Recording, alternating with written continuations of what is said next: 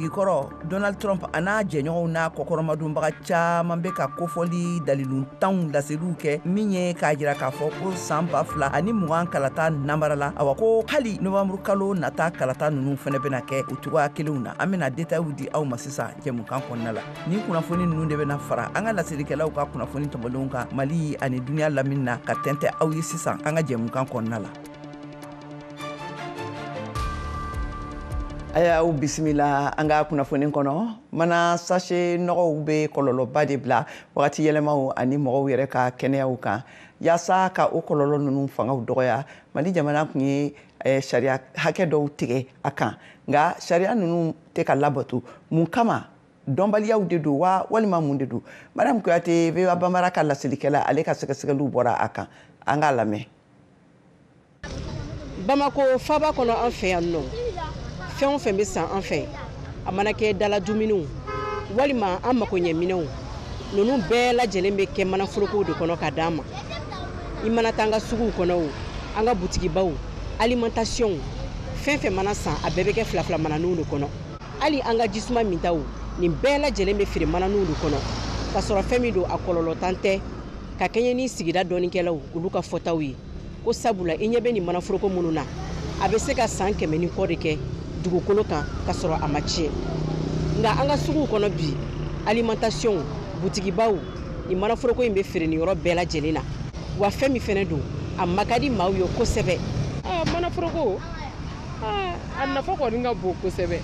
an bɛ taa sanni na u b'an ka fɛnw k'a kɔnɔ hali ni taara ni minɛn ye sugu la u b'i ka fɛn bila mana de kɔnɔ ka sɔrɔ k'a d'i ma I yɛrɛ b'a bila I ka mana kɔnɔ an yɛrɛ kɔni t'a dɔn mana ko in a bɛ cogo cogo a kɔni bɛ bɛɛ bolo wa a bɛ san wa a ka di mɔgɔw ye fɔlɔ u bɛ to k'a fɔ ni hali n'u ye mɔgɔ sanni kɛ ko fɔ a kɛ mana kɔnɔ ka d'u ma n'i ma kɛ mana kɔnɔ ka d'u ma u bɛ to ka dimi dɔw yɛrɛ bɛ dugu ko u ka na yɛrɛ bila yɛrɛ ko fɔ mana nin hali n'a sɔrɔ manaforoko matarafali ka di maa caman ye an fɛ yan nɔ halisa maa kelen-kelenninw bɛ yen minnu y'a jira k'a fɔ ko hali bi olu bɛ an ka maakɔrɔw sennɔ kan tiɲɛ yɛrɛ kɔnɔna ne bɛ taa nasansegi de ne bɛ n ka naw kɛ nasansegi de kɔnɔ bon ale de ka ɲi quoi hali n'i ka fɛnw kɛ fila mananin kɔnɔ I b'a ye mananin bɛ ci I ka fɛnw bɛ bɔn n'i nana so a bɛ tila k'i senkɔrɔla ɲagasa an buramusow yɛrɛ tɛ sɔn nasansegi ma mananin finmani ma u b'a fɔ k'an ka nasansegi de ta o de ka ɲi o de bɛ bila an ka kɔɲɔminɛnw na hali ni segi t'i bolo I bɛ son ta I bɛ t'i ka naw kɔnɔ fila mananin inconvénient ba de b'a la. aw ɲɛ bɛ nin ɲama minnu na a fanba ye manaforokow de Adama Sisoko ale yɛrɛ ye sigida dɔɔnikɛla ye a bɛna ɲɛfɔli kɛ an ye manaforokonu o kɔlɔlɔ an ka sigidaw la n'i ko manaforoko I ko fɛn do fɛn min n'i y'a fili dugukolo a b'o halaki ni baganw y'a don a b'olu fa n'a bilala baji la jɛgɛ min bɛ yen hali jiri minnu bɛ ba kɔnɔ a b'olu bɛɛ fa n'o bɔra yen a mana in dali min bɛ kɛ dugukolo sanfɛ n'i y'a mɛn ɲɔ kaba ani tiga n'i y'o dan u bɛ falen o b'a sɔrɔ dugumakolo de bɛ yen donc n'i ye sɛnɛfɛnw da ale sanfɛ a tɛ se ka falen o ye kelen ji hakɛ min bɛ jigin ka taa dugukolo jukɔrɔ mana in bɛ nin bɛɛ de bali ka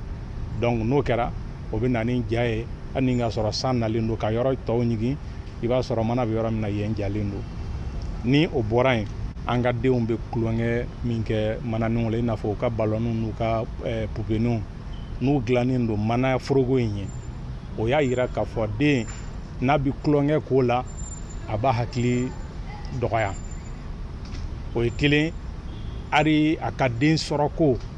a bɛ se ka dɔ bɔ a fanga la fo ka taa bila bana wɛrɛw ma a bɛ se ka min bila den na. ayiwa yɛrɛ bolo fɛlɛw bɛ se ka kɛ mun ye yaasa ka se ka manaforokoko in bali an ka jamana kɔnɔ o fɔlɔfɔlɔ o ye min ye décret d'application min taara CNT de b'an kunna bi u ka ɲini jamana ɲɛmɔgɔ fɛ a ka appliquer sini société civile olu ka conférence de presse kɛ n'o bɔra yen minnu bɛ bɔ ni manaforoko ye jamana kɔ kan ka don n'a ye an ka sɔrɔ bosobaw u ka fɛɛrɛw sigi sen kan fɔ ma ko sac biodégradable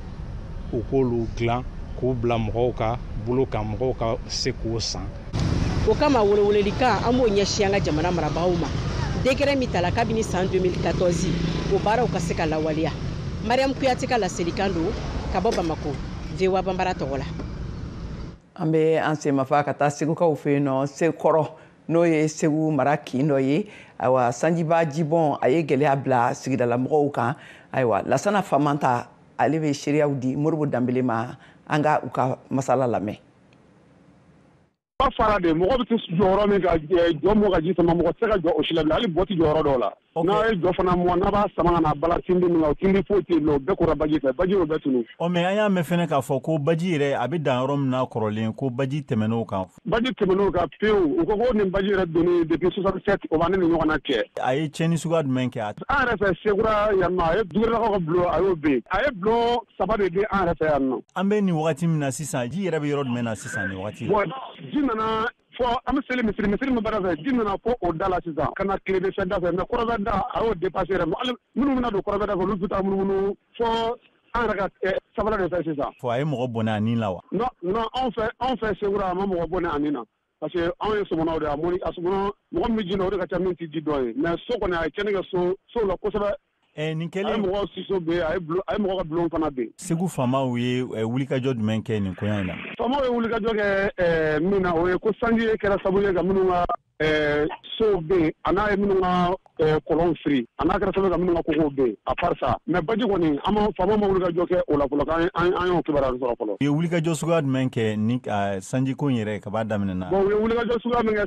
sanji ka kasara la ko u bɛna u ye recensement de kɛ bon k'u bɛna dɛmɛ di an ma dɛmɛ kɔni ye min ye an kɔni t'o dɔn u ma dɛmɛ yɛrɛ qualité fɔ an ɲɛna fɔlɔ ko k'u bɛna an dɛmɛ. Nin tɛmɛnen kɔfɛ sisan an bɛ taa Senegalikaw fɛ yen nɔ tile kelen dɔrɔn u ka kalansow dayɛlɛli n'o ye lɔkɔlita ye foroba fanga ye a danatigɛ ka diinɛ taamasiyɛnw olu donn'u kalandenw fɛ u yamaruya kalanso bɛɛ lajɛlen kɔnɔna la yaasa an bɛ se ka faamuyali sɔrɔ a taabolo la Nama Jara n'ale ye VOA Bambara ka laselilikɛla ye Dakar ale b'an bolo directement kan Nama an ka foli b'i ye. Ayiwa e bɛ se ka mun de fɔ an ye ka da nin taabolo nin kan sisan? I n'a fɔ i y'a fɔ cogo min na Senegali dugumakalanso bɛ ye sariya ta octobre kalo tile 6 tɛmɛnen ka jira k'a fɔ fɛn o fɛn ye diinɛ taamasiyɛnw ye u bɛɛ lajɛlen ka bonya lakɔlisow la janko silamɛ muso minnu bɛ hijabu dɔn ani chrétien minnu bɛ kura don i kan na ani minnu fana bɛ diinɛ wɛrɛ la ani munabatokɛlaw diinɛ o diinɛ fɛn o bɛ jamana in kɔnɔna na a bɛɛ ka taamasiyɛnw ka labato bawo kabini waati jan n'o kɛra juillet kalo tile 30 ye Senegali marabagajɛkulu ɲɛma Ousmane Sonko de ye min laɲini ye fɔ ka ɲɛsin jamanadenw ma tuma min a tun bɛ ka jɔnjɔn di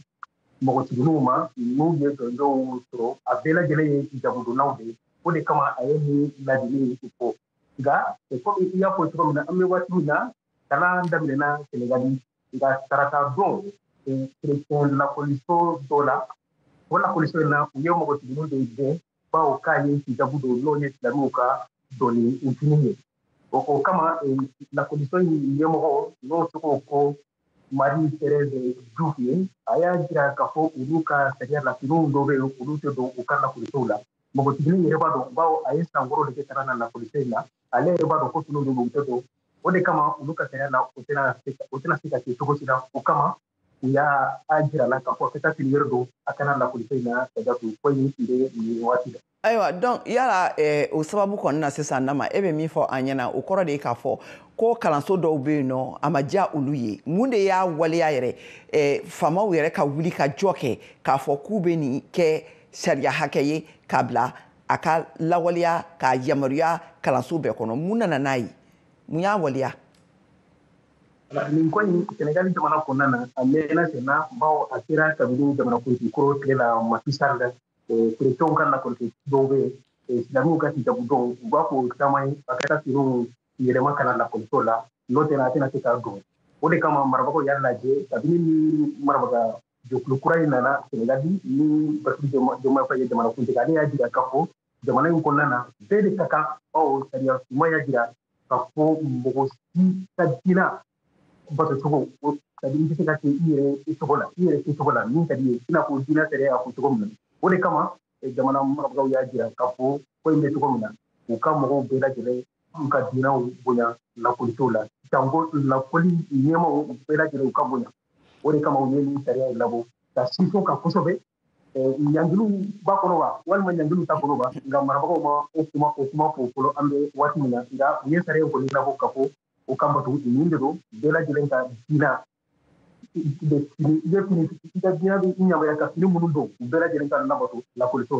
ayiwa an b'a dɔn k'a fɔ Senegalikaw fɛ yen nɔ diinaw bɛ yen bɛɛ b'i ka diina bato a bato cogoya la ko ɲuman ani fana mɔgɔw bɛ a kɛ ka sɔrɔ u ma se ɲɔgɔn ma u bɛ ɲɔgɔn bonya kosɛbɛ bɛɛ bɛ ɲɔgɔn bonya i ka diina kɔnɔna la Senegal bɛ o cogoya la ten bon nin taabolo nin talen sisan a ye dusumakasa bila fan dɔw la wa yala population yɛrɛ ye mun de fɔ ka kɛɲɛ ni a taabolo ye an bɛ waati min na jango lakɔlidenw bangebagaw ka tɔn n'u ko association de parents d'élèves olu kɔni ye kumana ani jamanadenw yɛrɛ ka fɔ nin kɛwale jugu ye a kɛra u bolo komi kɛwale jugu de ye bawo u y'a jira k'a fɔ marabagaw yɛrɛ kumana ko in kan k'a fɔ a ka dabila u ka bɛɛ lajɛlen ka diinaw bato lakɔliso la tiɲɛ don o chrétien lakɔliso in sénégalidenw yɛrɛ ka lakɔliso tɛ dunanw de don min sigilen bɛ yan n'u bɛ jamanadenw lakana u y'a jira k'a ka kan u ka jamana sariya labato u ka jamana marabagaw lamɛn n'u ye min fɔ jamana taabolo kan jango diina ko kan a ka kan u k'o sira taama o de kama caman ye dugumakasi jira k'a fɔ a man kan nka an bɛ waati min na ka mɔgɔw ladɔnniya k'a fɔ marabagaw yɛrɛ ma kuma o kan fɔlɔ kabini mɔgɔtigini in gɛnna ka bɔ lakɔliso in na a ka hijabu in don min kosɔn o ka jan ayiwa kumakan ɲininkali laban kelen wɛrɛ kurubala i da sera a yɔrɔ ma k'a fɔ i t'a dɔn ko sariya kɔnɔna a ma danatigɛ k'a fɔ a kan ka kɛ tan a kan ka kɛ tan a kan ka kɛ tan a kɔni bɔra kuruba la ka tila ka kunnafoni di mɔgɔw ma awa e yɛrɛ bolo sisan a tɛna kɛ dankarili ye i n'a fɔ sisan kerecɛn diina mɔgɔw olu minnu tun bɛ fɛ ka taa ni nin sira ninnu ni fɛn ninnu ye olu ma wa min ye diina siratigɛ ye Senegali jamana kɔnɔna na a mana gɛlɛya cogo o cogo fɔɲɔgɔn ko tɛna se mɔgɔw ni ɲɔgɔn cɛ bawo silami mɔgɔw yɛrɛ ka kuma ko Senegali ye diinɛ jamana de ye mɔgɔw bɛ bonya kɔnɔ hali dunan yɛrɛ bɛ bonya jamana in kɔnɔna na diina wɛrɛ bɛ bonya kɔnɔ o tɛna kɛ kɔlɔlɔ wɛrɛ ye ka ɲɛsin mɔgɔw ni ka kɛ mɔgɔw ni ɲɔgɔn cɛ o de kama an bɛ waati min na mun ye lakɔlidenw kɔni ka bangebagaw dɔw yɛrɛ y'a jira k'a fɔ u ni sigakow bɛ ɲɔgɔn na ka ɲɛsin o lakɔlisow ma walasa marabagaw ye laɲini minnu fɔ bɛɛ lajɛlen ka kalan kɛ lakɔliso kɔnɔna na a kɛra silamɛ o a kɛra kerecɛn ye a kɛra diinɛ wɛrɛ i yɛrɛ sago la o ka se ka bɔ a sira fɛ cogo min na ka tɛmɛ awa an ka foli b'i ye Nama k'a fɔ an lamɛnbagaw ɲɛna nin tun ye an ka lasigiden ye Dakar Senegal faaba kɔnɔna na Nama Jara a bɔra ka kuma an ye sisan ka kɛ ni Senegal faamaw ye latigɛ minnu kɛ yaasa ka yamaruya di mɔgɔw ma n'i bɛ diina min ma n'i bɛ fɛ ka tamasiyɛnw don i la ka taa kalansow kɔnɔ i bɛ se k'a kɛ an ka foli b'i ye Nama k'an bɛn waati wɛrɛ ayiwa nin bɛna an ka kunnafoni kun fɔlɔw kun cɛ an bɛ laɲini kɛ aw fɛ aw ka to nɛgɛ kan an b'an tulo kɛrɛmu bɔ sisan ka segin ka na kɔfɛ ka na kunnafoni tɔw walawala aw ye taku filanan kɔnɔna la a k'an bɛn sɔɔni an balimaw ani yan tuma Mali fanga bɛ sɛnɛfɛn dɔw bɔli kɔ kan bali olu ye sikolo tiga tubabu sunbala ani bɛnɛ ye kunnafoni nin dira minisiriso ni ɲɔgɔn cɛ sariya dɔw kɔnɔ min bɔra sɔrɔ ko ni nafolo minisiri fɛ ani fɛn dilanli so ni jago minisiri o latigɛ nin kun ye fan dɔ fɛ ka dɛmɛ don dumuniko siratigɛ la ani baarakɛyɔrɔw dabɔli la fan wɛrɛ fɛ ka dumuniko yɛrɛma hɔrɔnya sabati ka kɛɲɛ ni famaw ka fɔta ye aw fɛla ye jumɛn famaw ka nin latigɛ la yala o bɛna nɔ jumɛn bɔ jago siratigɛ la sɛnɛkɛlaw sɛnɛfɛn bayɛlɛma o ni sanni feere la aw ko di ni minnu b'a fɛ k'u da don an ka jumadon n'o ye octobre kalo o tile 11 san 2024 babu la a y'aw tulo sɔgɔ VOA Afrique la an b'a fɔ jɛmukan kɛnɛ kan ayiwa an balimaw ni jɛmukan kɛrɛnkɛrɛnnen a kana fɔ kɔ dɛ ni y'an kɔsegin ka na don an ka kunnafoni taku filanan kɔnɔna la ka fɔ aw ɲɛna aw bɛ Malikura jɛmukan de kan ka lamɛn ka bɔ studio 53 kɔnɔna la VOA Soba la ayiwa ka tɛmɛ n'an ka kunnafoniw ye l'Amérique jamana kan yan ouragan Milton n'o ye sanji fiɲɛ kasaramaba in ye a y'i ɲɛsin kɔgɔji Océan Atlantique ma Floride mara gosili kɔfɛ a fɛ Mariam Traoré bɛ a ɲɛfɔ an ye an k'a lamɛn ni fiɲɛkolonba in cili sera Floride mara fan caman ma a kɛra sababu ye ka guan miliɔn 3.2 ka fara kɛnyɛrɛ cakɛda so dɔw kan kuran tigɛra yɔrɔ minnu bɛɛ lajɛlen na ni kunnafoni ninnu bɛɛ lajɛlen dira Ameriki jamana ka kuranko kunnafoni di cakɛda so fɛ n'o bi wele ko Power Outage. Ameriki jamana u ka cakɛda so min sigilen do foroba kunnafoniw labilali kama y'a lase ko Floride mara duguba caman be san ani fiɲɛ kasara in bina yɔrɔ minnu kan a fiɲɛkolon kasara kɛra sababu ye ko ka mɔgɔ 4 ɲɔgɔnnin bɔnɛ wa ko dɔ de farala ni kasara in kan min dara fiɲɛ kasara fɔlɔ n'o bi wele ko Ouragan Hélène o kasara kan nga ko fiɲɛkolon kasara Hélène tuma kasara balase Tampa marama ni fiɲɛkolon kasara min bɛ senna labana ka cɛ ka taa Tampa o woroduguyan fanfɛla la lɛrɛ damadɔ laban ninnu na arabadon wula fɛ o kɔfɛ a y'a kunda Siesta Key kan kilomɛtiri 70 ɲɔgɔn de bɛ o ni Tampa woroduguyan fan cɛ an bɛ waati min na ko sisan Tampa mara binnen do waati gɛrɛntɛ hakɛw kɔnɔ n'o ye urgence majeure ye ka fara o fɛnɛ kan St. Petersburg o dugu min fɛnɛ ye kasara sɔrɔ ko sanji ka tiɲɛni fitinɛ sera 16 ma pusu la St. Petersburg jiko dɛsɛ binna a dugudenw kan ka sabu kɛ worobinɛw tigɛli ye o min fɛnɛ kɛra sababu ye ka gɛlɛyaba bin u ka cakɛda sow kan minnu bɛɛ lajɛlen ye u ka cakɛyɔrɔw datugu ka sabu kɛ jintanya ye Ken Welsh ye mɛri ye welewelekan bila ka taa dugudenw ma ko kurantigɛ gɛlɛya bɛna sɔn ka bin u ka mara fɛnɛ kan ko k'a sabu kɛ jibondon so minnu n'o bi wele ko réseau d'égout olu bɛɛ lajɛlen datuguni ye u ka finitigiw ka lakana so n'o ye bureau de shérif ye St. Petersburg o ɲɛmɔgɔ n'o ye Lucy ye fɛnɛ ye laseliw kɛ ko ni fiɲɛ kasara min daminɛna kabiri kunu araba kɛra sababu ye ko ka mɔgɔ 4 ɲɔgɔn faga ni fiɲɛ kasara in n'o ye Ouragan Milton ye daminɛlen sanga 90 kɔfɛ fanga bonyali teliyara kosɛbɛ ko ka se kulu filanan ma n'o ye catégorie D nanzarakan na alamisa don tile daminɛ waati Ouragan Milton fiɲɛkolon hakɛ kuru sera 1 ma n'o ye catégorie 1 ye min kɛra ni fiɲɛkolonba cili ye ka bɔ 85 km/h la ka se 135 ma o de dara ni fiɲɛkolon in ka cili kan k'i kunda Cap Canaveral kan. L'Amérique yan no politiki bunagun kan l'Amérique jamana kuntigi kɔrɔ Donald Trump ale n'a kɔkɔrɔma donbagaw bɛ ka kofɔli daliluntanw laseliw kɛ san 2000 ani 20 o kalataw kan ka yira k'a fɔ ko namara de kɛra u la awa ko novembre kalo nata ninnu fɛnɛ taw bɛna tɛmɛ o sira kelenw fɛ ayiwa Michigan mara parti démocrate ani a républicain kalata ɲɛmɔgɔw ɲɛnabɔ ɲɛmɔgɔw olu bɛ kan ka a laseliw kɔ kari ne ka baara kɛ fɛnɛ yaasa jamanadenw ka kalataw olu bɛ se ka lakana ka cogoya min na ka bɔ Michigan Pasti Wida Kushara VOA ka laselikɛla l'Amérique masayaso kɔnɔna la ka sɛgɛsɛgɛliw don Nama Jarabe a mana bɔ an k'a lamɛn. Nin de kɛra Detroit Michigan mara la san 2020 la jamana konti kalata senfɛ wala Donald Trump jɛɲɔgɔnw ye nin jalakiliw de kɛ ko siɲɛniw kɛra kalata la nga a jirala ko tiɲɛ t'a la o kama u ye daga sigi marabagaw kan walasa u bɛ se ka o wetew jateliw dabila Michigan mara kɔnɔ Donald Trump jɛɲɔgɔnw kɔni sirannen do siɲɛniw kana kɛ jamana konti kalata nata la Marvin Minton ye Donald Trump politique tɔn mɔgɔ dɔ ye right now our government you got to question everything an ka marabaga jɛkulu jalakilen do fan bɛɛ an bɛ waati min ne tun b'a fɛ k'a fɔ cogoya wɛrɛ la nga Ameriki jamanadenw t'a dɔn anw kɔni tɛ da mɔgɔ si la kɛwalejugu kelen dɔrɔn pewu b'u ka baaraw bɛɛ do bɔgɔ la san 2020 jamana kunti kalata la siɲɛniko kuma min fɔra États-Unis sariya bulon y'a jira siɲɛ caman ko tiɲɛ t'a la nga siɲɛniko kuma in cayara kosɛbɛ kunnafonidisow ni bɔlɔlɔsiraw fɛ républicainw ka politiki tɔn mɔgɔw fɛ kalata jateminɛw yanni wote cɛ n'u bɛ wele sondage y'a jira ko siɲɛniko kuma dɔrɔn tɛ républicainw ka danaya dɔgɔyara kosɛbɛ ka bɔ Donald Trump kan kalata in na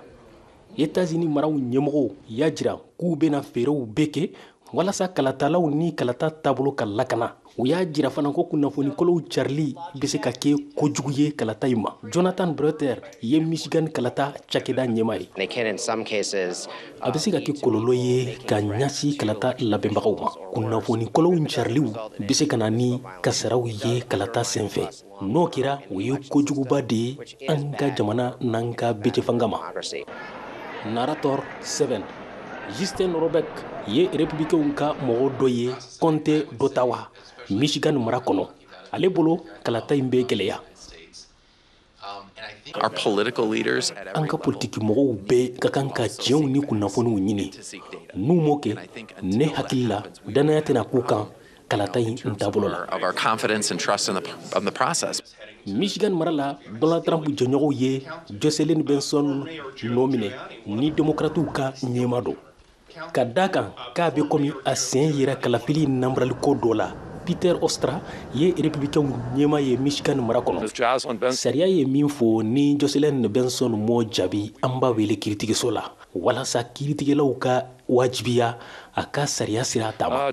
nka Jocelyn Benson bolo nin ye républicain ka campagne feerew de. In general, we see tiɲɛ na an y'a kɔlɔsi minnu bɛ ka jalakiliw kɛ u b'u yɛrɛ kɛ sariya dɔnbaga de ye k'a sɔrɔ u bɛ ka kunnafoni kolonw de cari walasa ka kalatalaw lasika kalata taabolo la. républicain ni démocratiw bɛ ka kiiriko fɔ mara caman kɔnɔ ka ɲɛsin kalataw ma o bɛ se ka kɛ sababu ye ka ɲagami nati novembre kalo nata kalataw la. Kim Wamen Kafola. Any kind of legal challenge happening this close. Ni sosali minkera sariya siratigela kalata in ogumu kono abena ke komi lafasali bagade hal ni tienti bolo abi lafasa okoro kalata ina ni mi maseka sesro mara min kono ni kiriko mana ya kono abena ke sababu ye akiba kalata in jabiuma to challenge the election after the fact. États-Unis kalata ina geleya wɛrɛw bɛ se ka ya kono Michigan mara kono. Bawo maraw ɲɛmɔgɔw kɔnte kɔnɔna na Donald Trump dɛmɛbagaw dɔw bɛ ka cɛsuru kɛ walasa kɔlɔsili minnu ka kan ka kɛ kalataw jateliw kama u bɛ k'u ko lasumaya. Ka to halisa l'Amérique politique gunakun kan collège électoral ale ye kulu ye n'a yamaruyalen don l'Amérique foroba fanga fɛ ayiwa kalataw cogoyaw misaliw bɛ ta ale de kan minnu bɛ u ka baaraw ne a bɛ latɛmɛ cogoya minnu na kalatalaw bɛ se ka a lajɛ o siraw de fɛ ka kalaw ta ayiwa a baara kulu kɔnɔna na a bɛ kɛ cogoya jumɛn ninnu na an ka lamɛn. Politiki kulu mana tila u ka jamanakuntigi ɲini cɛbɔ sugandili baaraw la o cɛbɔ kelen sugandili fɛnɛ bɛ a ka cɛbɔ dangan jamanakuntigi danganya la u sugandi ka bɛn ni kalataw waatiw ye kuruba la o kɔfɛ kuluw bɛ fara ɲɔgɔn kan ka campagne n'o ye yɛrɛkofɔ ye o baara gɛlɛnw labɛn ka kɔn ka bɛn ni novembre kalo tile 5 ye a tarata fɔlɔ kala kan ka ta don minnu na ye kalata don kalatala tɔgɔ sɛbɛnniw olu bɛ taa kalata bon kɔnɔna na ka taa kalata ka u ka politiki kuluw ka cɛbɔw sugandi ka bɛn ka kɛ jamanakuntigi ka sugandiliw bɛ sɛbɛntiya kulu kɛrɛnkɛrɛnnen bilalen sen kan fɛ n'a bɛ wele nanzarakan na ko collège électoral o collège électoral tɔndenw olu ye sigidaw bɛɛ lajɛlen ka lasigidenw de ye minnu sugandira ka bɛn kalata jaabiw ma kurubala u ka sigidaw kɔnɔna la o kulu ni tɔndenw ye mɔgɔw ye u bɛ minnu wele ko grand électeurs ne u ka sugandili bɛ kɛ ka bɛn ni kalata jaabi sɔrɔlenw ye u ka sigidaw kɔnɔna la sigidabaw ne olu ka jama ka ca kosɛbɛ olu ka grand électeurs ka ca nka sigida minnu ne u ka jama man ca olu tɛ bɛrɛ sɔrɔ grand électeurs la yaasa i ka se ka jamanakuntigiya sɔrɔ ayiwa f'i ka grand électeur 270 ka kan sɔrɔ grand électeurs ka kalataw olu bɛ kɛ kalo kelen kalataba yɛrɛ kɔfɛ nka jamanakuntigi kura ka baara tɛna daminɛ fo a ka kalikasiɲɛ waati la min bɛ taa kɛ ka bɛn janvier kalo san 2025 laban waatiw ma. An bɛ taa Irankaw fɛ yen nɔ u ka kɔkanko kotigi Abasa Arakchi ni Qatar kɔkanko kotigi ye ɲɔgɔn ye kɛ alamisadon na ayiwa Doha Qatar faaba kɔnɔna na ka kuma bani sira la ka bagabagaliw kan ka ɲɛsin Iran ma Mohamed Toure. Qatar jamana kɔkanko minisiriso y'a jira ko baro sɛnsɛnnen bɛ sen na ko labanw kan o maraw kɔnɔ kɛrɛnkɛrɛnya la Gaza ni Liban. Monsieur Agrachi ka taama min bɛ sen na waati min na Israel y'a jira k'a bɛ ka jaabi labɛn Iran ka gɛlɛnden jan bingani kan a ka jamana kɔnɔ. Octobre kalo o tile fɔlɔ la min kɛra kɛrɛnkɛrɛnya la ka jaabi di Israel ka Liban Hezbollah ɲɛma Hassan Nasrallah fagali ma Liban. Israel jamana lafasali ministri n'o Yoav Gallant ye lahidu ta arabadon ko a ka jamana ka jaabi bena kɛ faga tigitigi ani kabako ye. Nin dɔgɔkun nin na a siɲɛ fɔlɔ don san 10 caman kɔnɔ Israel bena a ka dɔn senumanba labato n'o ye Yom Kippur ka sɔrɔ a bɛ kɛlɛw kɛ kɛlɛbolo caman na ka taa jumadon tile bin fɛ fo ka se sibiridon su ma suguw bena datugu pankuru dugutaw bena tiɲɛ ani foroba bolimafɛnw bena jɔ baw yahutu fanba be sun ani ka delili kɛ ka jurumu kafaridon labato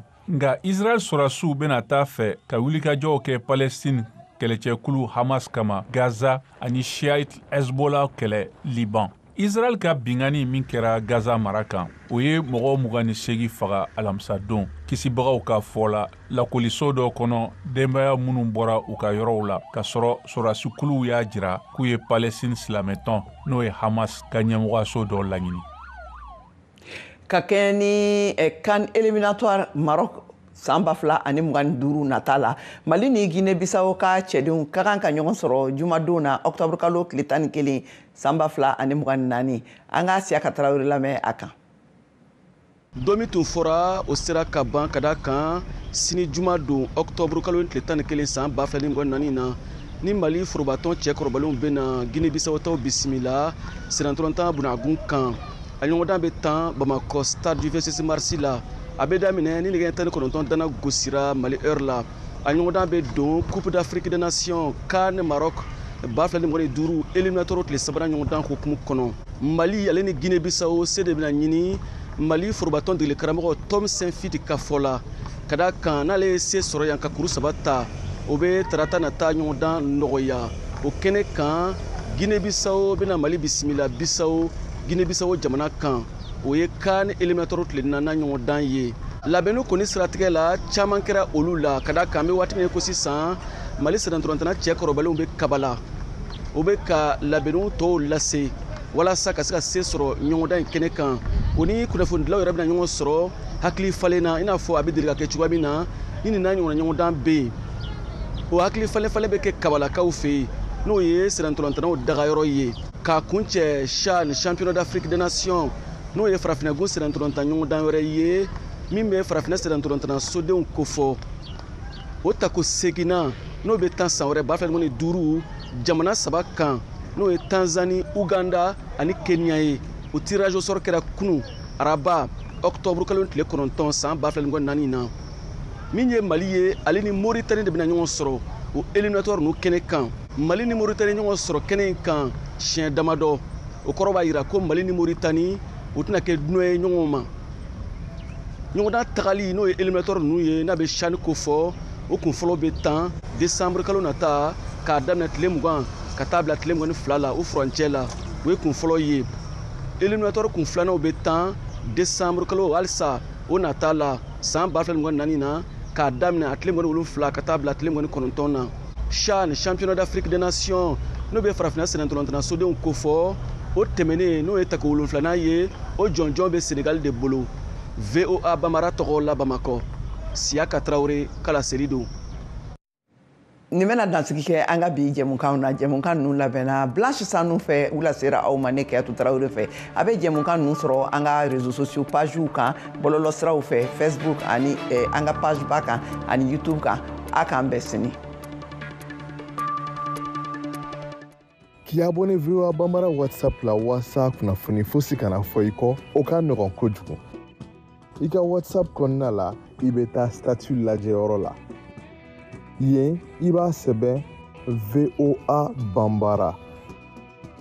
I b'an ka chaîne ye. A kɛrɛfɛ i b'a sɛbɛnnen ko suivre. I bɛ i tɛgɛ digi o kan. O la fosi tɛ fɔ i kɔ. N'i ko seko ni dɔnko n'i ma se dɔgɔnɔ jamana na. I bɛ se ka kunnafoni sɔrɔ ka bɔ Mali la, La Guinée ani Burkina Faso. Be a bɛ wele wusula min na ko kɛlɛ banna. Hali cɛ dusukun mana kɛ fara ye n'a y'a kasa. Fo ka taa se Sénégal ma. J'ai dissous l'Assemblée nationale. O fara anglais kalanni kan bamanankan sira fɛ. Nɛgɛ ɲɛ 9 o de bɛ yen is 9 o'clock. What time is 8?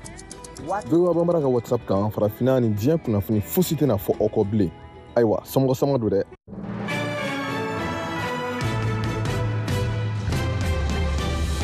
Şəhidlər Xiyabanında etiraz aksiyası keçirilib. Biden və Netanyahu'nun İsrailin İrana hücumuna cavabını müzakirə edəcəyi gözlənilir.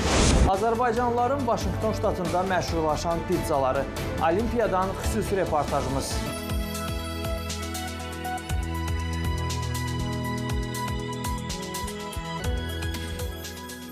İndi isə daha ətraflı 20 yanvar hadisələri və 1-ci Qarabağ müharibəsi zamanı həlak olanların yaxınları Şəhidlər Xiyabanında etiraz aksiyası keçiriblər. Vicdanlarına səs versinlər, vicdanla hərəkət eləsinlər. 20 yanvar hadisələri və 1-ci Qarabağ müharibəsi zamanı həlak olanların yaxınları Şəhidlər Xiyabanında etiraz ediblər. Onlar hadisədən 30 ildən çox vaxt keçməsinə baxmayaraq kompensasiya sığorta ödənişlərini ala bilmədiklərini deyirlər. Finişkamı verib, onun ordelini versin, 11.000'i versin, təzminat versin, evlərimizin kağızın kupsasını versin. Hamısını şeyləsinlər, şəhiddir. Pensiya verirlər, elə bilirlər, böyük şeydir. Onlar heç nə pulu deyil, heç nəyə çatmır. Onlardan kimin ailəsi o 600 manatdan yaşayır? Etirazçılar bildirir ki, dövlət tərəfindən lazımi diqqət görmürlər və dəfələrlə bununla bağlı aidiyyəti qurumlara şikayət etsələr də müraciətləri nəticəsiz qalıb. Şəhidləri kateqoriyalara bölüblər. Biz bilirik də, şəhid adı 20 yanvardan başlayır, 90-cı ilin yanvarından. Amma buna baxmayaraq 88-ci ildən